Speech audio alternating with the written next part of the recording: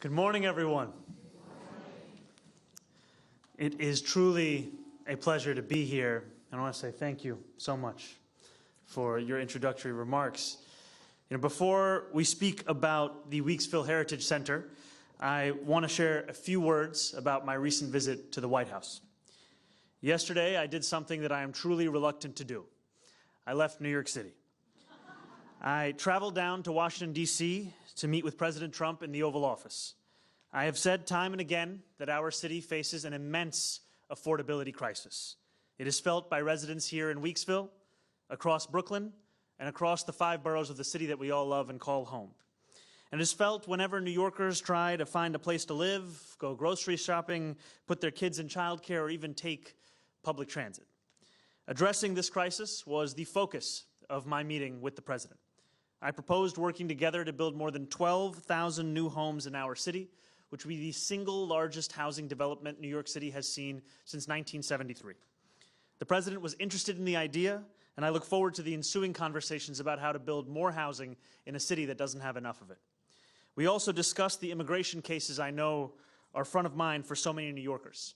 I shared my concern with the President about ICE's detention of Columbia student Elmina Agayeva yesterday morning, as well as the detention of 4 additional New Yorkers in relation to the university: Mahmoud Khalil, Mohsen Mahdawi, Yunseo Chung, and Naqa Kordia.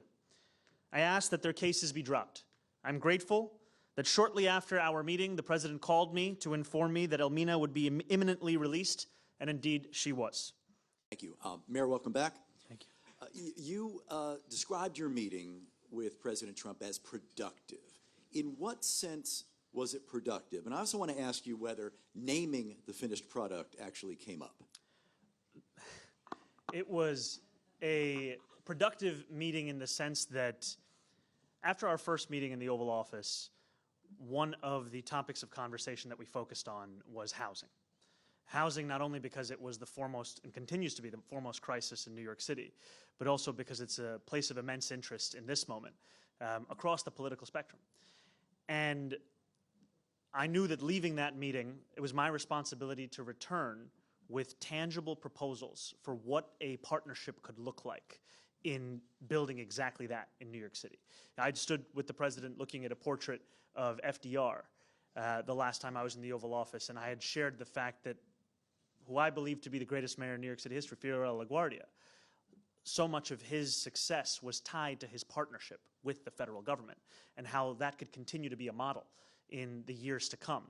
And so in working with my team, we sought to answer the question of what could it look like to bring that kind of partnership back to New York City at a scale that's needed to address this crisis.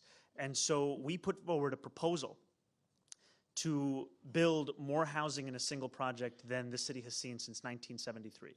More housing than you would get combining Hudson Yards and Battery Park City together.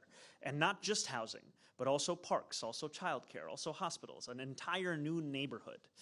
And I was heartened by the fact that the President was interested in this proposal, and I anticipate it will be the subject of conversations to continue.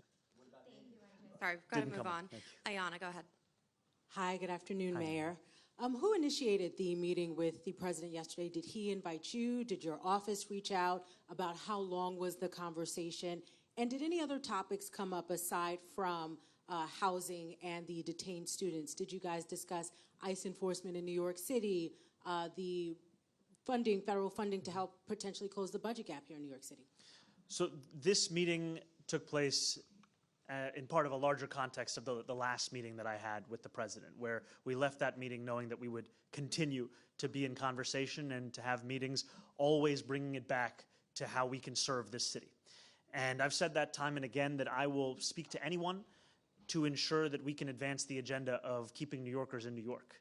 And the focus of the conversation came back to what it would look like to partner with the city to create this scale of housing, what it would look like to create the largest rail deck in the world, larger than that of Paris, than that of Hong Kong. We spoke about the detention of the Columbia student that morning, and I shared my concerns as part of my long-standing belief that ICE raids are not only cruel, they also do nothing to advance the cause of public safety. And I care very deeply about public safety in our city, and we have continued to focus on delivering exactly that. And I shared with the president that I thought that these continued detentions, as well as cases of those who are out of detention but face the prospect of having to be forced back into detention, do nothing to advance that cause, and I asked for those cases to be dropped. Thank you. Melissa, go ahead. Hi, Mr. Mayor. Hi, Melissa. In the latest Department of Homeland Security